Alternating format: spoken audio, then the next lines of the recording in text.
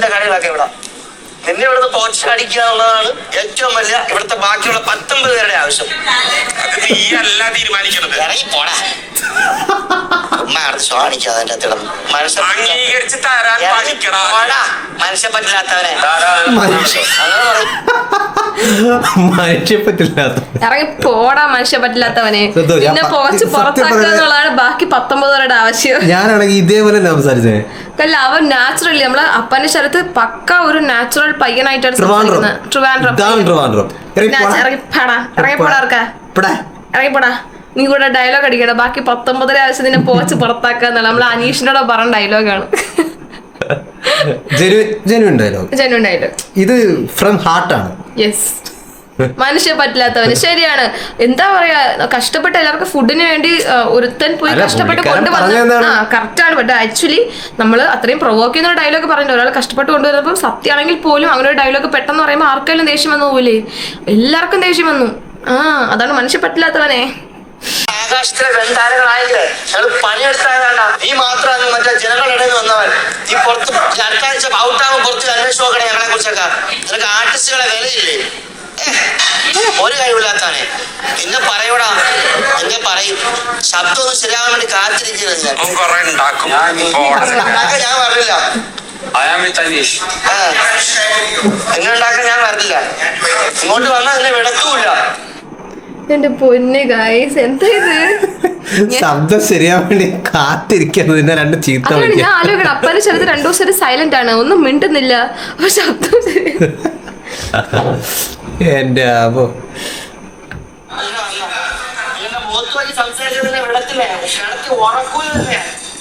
ഇല്ല, മാസം കിടത്തി ഉറക്കൂല. ആദ്യമായിട്ടാണ് ഈ ബിഗ് ബോസ് സീസണിൽ എനിക്കൊരു ജയിൽ കണ്ടിട്ട് ഇത്രത്തോളം കോമഡി ആയിട്ട് തോന്നിയത്. ഇത്രത്തോളം ഒരു കോമഡി ആയിട്ടുള്ള ഒരു ജയിൽ എപ്പിസോഡ് ഞാൻ എന്റെ ജീവിതത്തിൽ കണ്ടിട്ടില്ല. ഇപ്പോൾ അപ്പാന്റെ ശരത്തും അനുമോളും മനീഷും തൂക്കി തവണ അല്ലേ? സത്യം പറയാ ജയിൽ ഞാൻ ടോമാഞ്ചെറി കണക്ക് രണ്ടുപേരും ജയിൽ ഞാൻ ഇഷ്ടപ്പെട്ടു തുടങ്ങി. അനുമോള് നമ്മളെ അപ്പന്റെ സ്ഥലത്ത് 2 തിരുവനന്തപുരംകാരും കൂടെ ചേർന്ന്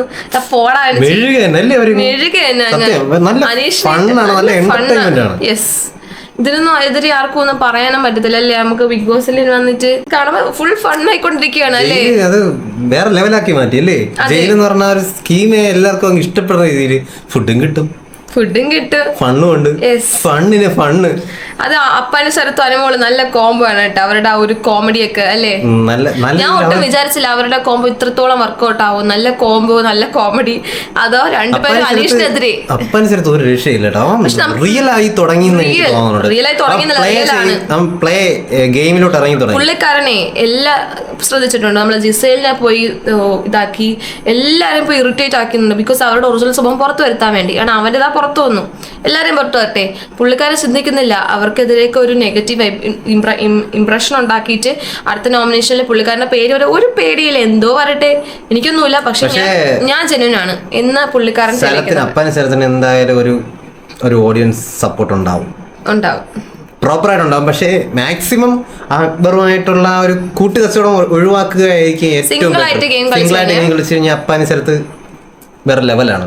അതെ, കാരണം അതിനുള്ള പൊട്ടൻഷ്യൽ ഉണ്ട് അദ്ദേഹത്തിന്. പിന്നെ നമ്മൾ അനീഷ് ബ്രോയ്ക്കെതിരെ നമ്മുടെ അനുമോള് ഏത് രീതിയിലുള്ള ഒരു ആക്ടിങ് നടത്താനും തയ്യാറാണ്. ആദ്യം അല്ലെ അനീഷ് ബ്രോയിനെ അണ്ണാ ചേട്ടാ അവസാനം തലക്കടിച്ച് കൊല്ലില്ല. എനിക്ക് ഇതിന്റെ ആവശ്യം ഇപ്പൊ ഇല്ലെങ്കിൽ തലക്കടിച്ചൊന്ന് ജയിലിൽ പോയേനെ. പക്ഷെ അവര് നല്ല രീതിയിൽ പുള്ളിക്കാരത്തേക്ക് പെട്ടെന്ന് കരച്ചിലൊക്കെ. ഇതെല്ലാം നടക്കുമ്പോഴും അനീഷ് എന്ന് പറയുന്ന ഒരു മനുഷ്യന്റെ കല്ല് മനസ്സാണ്, മനസ്സിലാവുള്ളൂ. വേറെ ആരെങ്കിലും തളർന്നു പോകും. ഈ 19 പേര് ഒരേപോലെ നിന്നങ്ങ് അറ്റാക്ക് ചെയ്യുന്നിട്ട് പോലും പോട്ട് പുല്ല്.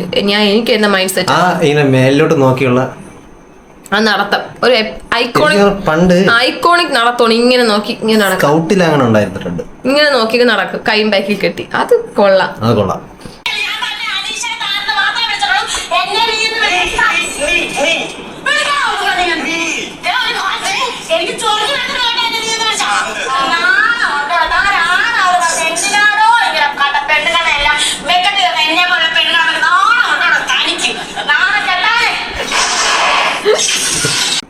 നാളെ കൊണ്ടോടെ മാറി കലാപരമായ കഴിവുണ്ടോടെ.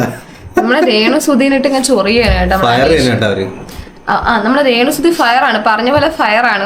അനീഷ് എന്ന് വെച്ച് കഴിഞ്ഞാൽ വേറൊരു രീതിയിൽ എത്രത്തോളം അനീഷ് നമ്മളെ രേണുസുധീനെ അത്രത്തോളം ഇറിറ്റേറ്റ് ചെയ്യാൻ നോക്കിയാലും പക്ഷെ നമ്മൾ അനീഷിനെ വെറുക്കുന്ന കുറച്ചുപേർ അതിൻ്റെ അകത്തും ഉണ്ട്. അവര് ആ സമയം എന്താണോ അനീഷ് പറയുന്നത് അതിനെതിരെ പറഞ്ഞോളൂ. ലൈക്ക് നമ്മുടെ നെവിൻ പറഞ്ഞ കണക്ക് രേണുസുധി എന്ന് പറയുന്ന ആ ഒരു സ്ത്രീ അവരുടെ ഫുൾ എഫേർട്ട് അവര് ഫുള്ള് റിയൽ ലൈഫിൽ അവരെങ്ങനെയാണോ ആ രീതിയിൽ തന്നെയാണ് ബിഗ് ബോസിൽ ഇതുവരെ.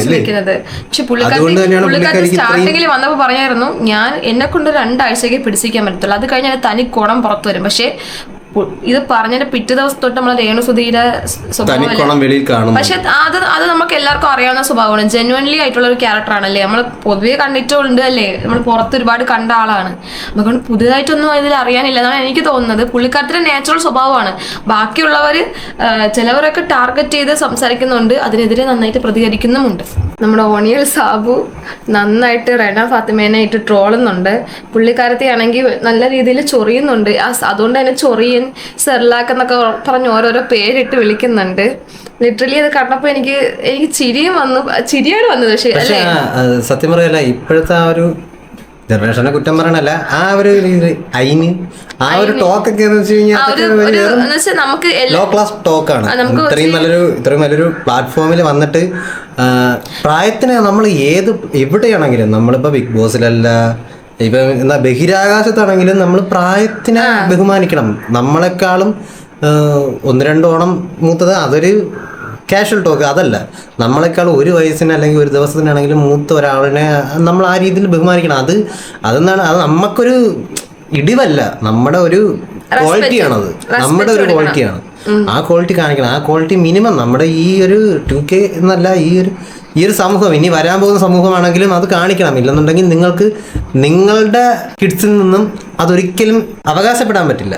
അതാണ് നിങ്ങൾക്ക് വരാൻ പോകുന്ന പ്രശ്നം. അതാണ് റെന ഫാത്തിമയുടെ കാട്ടിയത്. പുള്ളിക്കാരത്തി എന്ന് വെച്ച് കഴിഞ്ഞാൽ എന്തൊക്കെയോ പറയുന്നുണ്ട്, പക്ഷേ പുള്ളിക്കാരത്തി അങ്ങോട്ട് റെസ്പെക്ട് കൊടുക്കുന്നില്ല. അതുകൊണ്ട് തന്നെ തിരിച്ചിങ്ങോട്ടും ഒണിയൽ ആ ഒരു രീതിയിലാണ് സംസാരിക്കുന്നത്. അപ്പം അനുമോൾ ഇടയ്ക്ക് വന്ന് അവളോട് സംസാരിച്ചാൽ എന്തിനാ ഈ പോടാന്ന് വിളിക്കുന്നതെന്നൊക്കെ അവൾ പറഞ്ഞത് സത്യമായിട്ടുള്ള കാര്യമാണ്. അപ്പൊ പുള്ളിക്കാരത്തി പറഞ്ഞു എനിക്ക് റെസ്പെക്ട് തരുന്നില്ലല്ലോ, എങ്ങനെ കിട്ടാൻ, അങ്ങോട്ട് കൊടുത്താലല്ലേ ഇങ്ങോട്ട് കിട്ടത്തുള്ളൂ. അത് മാത്രമല്ല പുള്ളിക്കാരൻ ഫുഡ് കഴിക്കാതെ തന്നെ എല്ലാവർക്കും, ഇത്രയും പേർക്ക് 1-2 ആൾക്കാരല്ല, ആരും നോമിനേറ്റ് ചെയ്ത് പുറത്ത് പോയിട്ടില്ല, ഫുൾ മെമ്പേഴ്സും ഉണ്ട്. ഈ ഫുൾ മെമ്പേഴ്സ് ഉള്ള സമയത്ത് കുക്ക് ചെയ്യാന്നുള്ളത് ഒരു വലിയ പാടുള്ള കാര്യമാണ്. ഞാൻ ആലോചിച്ചു ആരെ ഇവിടുത്തെ കുക്ക്. ഇപ്പൊ നമ്മൾ ഒണിയൽ സാബു ആണ് ഇവിടുത്തെ കിച്ചൺ ക്യാപ്റ്റൻ, പുള്ളിക്കാരനാണ് കറക്റ്റ് ചെയ്യുന്നുണ്ട്. അപ്പൊ അവിടെ ചെന്ന് അവൾ ഒത്തിരി പണിയാൻ നോക്കി. പക്ഷെ എല്ലാരും നമ്മുടെ ചെയ്യാതെ അവളൊരു ഇറിറ്റേഷൻ ആയിട്ട് മറ്റുള്ളവരെ കൂടെ ഇപ്പോഴത്തെ 2K കിഡ്സിനെ കൂടെ പറയിപ്പിക്കാനുള്ള രീതിയിലുള്ള ഇതായിട്ടാണ് എനിക്ക് തോന്നുന്നത്. ചിലപ്പം എന്റെ ഒരു പഴഞ്ചൻ മൈൻഡാണോ എന്ന് എനിക്കറിയത്തില്ല. അല്ലല്ല, അതിനൊരു ഉദാഹരണമാണ് എല്ലാരും ആ കുട്ടിക്കെതിരെയാണ് സംസാരിച്ചത്. കാരണം ആ കുട്ടിയെ സപ്പോർട്ട് ചെയ്ത് ആരും വേണ്ടിയിട്ടില്ല, പകരം എല്ലാരും കുറെ പേര് സൈലന്റ് ആയിട്ട് നിന്നു. ബാക്കിയുള്ളവരെല്ലാം ആ കുട്ടിക്ക് എതിരെയാണ് സംസാരിച്ചത്. അവിടെയുള്ള വേറെ ആരും 2K അല്ല. അത് മാത്രം കാര്യം വെച്ചാൽ എന്തൊക്കെ പറയില്ല, നമുക്ക് ഫുഡ് കൊടുക്കുന്ന ഒരു ഫുഡ് ദാതാവ് എന്ന് പറഞ്ഞാൽ എല്ലാവർക്കും ഒരു ഇമ്പോർട്ടൻ്റ് ഉള്ള ഒരാളാണ്. അപ്പൊ ആ ആള് ഫുഡ് കഴിക്കാതെ ഉണ്ടാക്കുമ്പോൾ ആൾക്കെതിരെ എന്ത് പറഞ്ഞാലും എല്ലാവരും സപ്പോർട്ട് ചെയ്യേണ്ടത് ആ ആളെ തന്നെയാണ്. അല്ലാത്തവർ ആ ഒരു ഫുഡ് കഴിക്കാൻ ബാധ്യത ഉള്ളവരല്ല. അക്ബറിന്റെ ഡ്യൂട്ടി കറക്റ്റ് ആയിട്ട് ചെയ്തല്ലേ, പുള്ളിക്കാരൻ നല്ല പെട്ടെന്ന് തന്നെ എടുത്തു, ഒരുപാട് നേരം അവിടെ അകത്ത് നിന്നില്ല. ആ ഒരു വർക്ക് എന്തായാലും അക്ബർ അഭിനന്ദനം അർഹിക്കുന്ന ഒരു കാര്യമാണ്. ഉച്ചയ്ക്ക് 2:30 നമ്മുടെ അനുമോളുടെ കരച്ചിലാണ് കേട്ടത്. അവക്ക് സത്യം ഞാനിനി കരയില്ല, ഇല്ല, തോൽപ്പിക്കാനാകില്ല, ചന്തുവിനെ തോൽപ്പിക്കാനാകില്ല മക്കളെ. എന്തൊക്കെയായിരുന്നു അനു പറഞ്ഞത്? പുള്ളിക്കാരത്തേക്ക് സത്യം പറഞ്ഞ എല്ലാ കാര്യത്തിലും റിയാക്ട് ചെയ്യണമെന്നുണ്ട്. പക്ഷെ റിയാക്ട് ചെയ്ത് കഴിഞ്ഞാൽ അവർക്ക് തന്നെ അറിയാം അടുത്ത നിമിഷം പോയിരുന്ന് കരയേണ്ടി വരുമെന്ന്. പിന്നെ എന്തിനാ ഈ റിയാക്ട് ചെയ്യാൻ പോകുന്നത്? എന്തിനാ റിയാക്ട് ചെയ്യാൻ പോകുന്നത്? ഗെയിം പ്ലേ ആണ് പുള്ളിക്കാരിയുടെ ഒരു പുള്ളിക്കാരി ആ സ്ക്രീനിലേ ഇല്ലാതെ വരുന്നു എന്നുള്ളൊരു തോന്നൽ വരുമ്പോഴത്തേക്കും നമ്മൾ ക്യാമറയുടെ മുമ്പിൽ നമ്മളുണ്ട്, ക്യാമറ നമുക്ക് നേരെയും ചലിക്കണം എന്നുള്ള ആഗ്രഹത്തോടു കൂടിയായിരിക്കും ഒരു പക്ഷേ അനുവിനോട് ആ രീതിയിൽ അനു ആ സമയത്ത് പ്രതികരിച്ചത്. പക്ഷെ അത് പ്രതികരിച്ച സ്ഥിതിക്ക് എന്തായാലും അനു എന്ത് റിസൾട്ട് എന്താണെന്നുണ്ടെങ്കിൽ അത് ഉൾക്കൊള്ളാൻ തയ്യാറായിരിക്കണം. പക്ഷേ നമ്മുടെ അനുമോൾ വിചാരിച്ച കണക്കല്ല. ഇപ്പൊ അവിടെ ഒരു പ്രശ്നം, ഇപ്പൊ ഒരു കാര്യം എന്ന് വെച്ച് കഴിഞ്ഞാൽ അവിടെ ഒരാളൊരു കണ്ടന്റ് എടുത്ത് ഇട്ട് കഴിഞ്ഞാൽ ഒരു പ്രശ്നം ഉണ്ടാക്കി കൊളുത്തി കഴിഞ്ഞാൽ അത് ഒത്തുപിടിച്ച് ഒരു പക്ഷേ നമ്മളെ ടാർഗറ്റ് ചെയ്യാനോ അല്ലെങ്കിൽ നമുക്ക് സപ്പോർട്ട് ചെയ്യാനോ ഒരു കൂട്ടം ആൾക്കാരുണ്ട്. നമുക്ക് ഒരുപാട് നാൾ കഴിഞ്ഞാൽ, 1 മാസം കഴിഞ്ഞ് കഴിഞ്ഞാൽ കുറെ പേരങ്ങ് പോകും. പക്ഷെ ഇപ്പോൾ 20 പേര് അവിടെ ഉണ്ട്. ഒരാൾ 2 പേർക്കിടെ ഒരു ചെറിയ വാക്ക് സംസാരം വന്നാൽ പോലും അത് ഏറ്റുപിടിക്കുന്ന ഒരുപാട് പേരുണ്ട്. ഒരുപാട് പേര് നമ്മളെ എതിർത്ത് നിൽക്കുന്നവരും ഉണ്ട്. അപ്പൊ അനുമോള് പ്രത്യേകിച്ച് അനുമോളെ പോലെ ഒരു വീക്കായിട്ടൊരു പേഴ്സൺ ഒരു കാര്യം എടുത്ത് ഒരാളടുത്ത് കൊളുത്താൻ നിൽക്കുമ്പോൾ ചിന്തിക്കണം, അവക്കെതിരെ ഒരുപാട് പേര് തിരിയും, അതുപോലെ അവർക്ക് സപ്പോർട്ടും ചെയ്യും. ചിലപ്പോൾ അവക്കെതിരെ തിരിയുന്നവരാണ് കൂടുതലെങ്കിൽ പെട്ടുപോയി. അപ്പൊ പുള്ളിക്കാരത്തി അങ്ങനെ എന്താ കരയാണ്, എന്താ മുഖം പൊത്തി, ഞാൻ വെച്ച് സാറ്റ് കളിക്കുന്ന ഇതിൻ്റെ അകത്തിരുന്ന് എന്നതാ പാവം. ഓക്കെ ഗൈസ്, ഇന്നത്തേക്ക് ഇത്രയേ ഉള്ളൂ. നാളെ വീണ്ടും കാണുന്നവരേക്കും ബൈ ബൈ ഗൈസ്. നല്ല ഫണ്ണായിട്ടുള്ള എപ്പിസോഡായിരുന്നു. ഫണ്ണ് ഇനി അങ്ങോട്ട് ഫണ്ണോട് ഫണ്ണ്.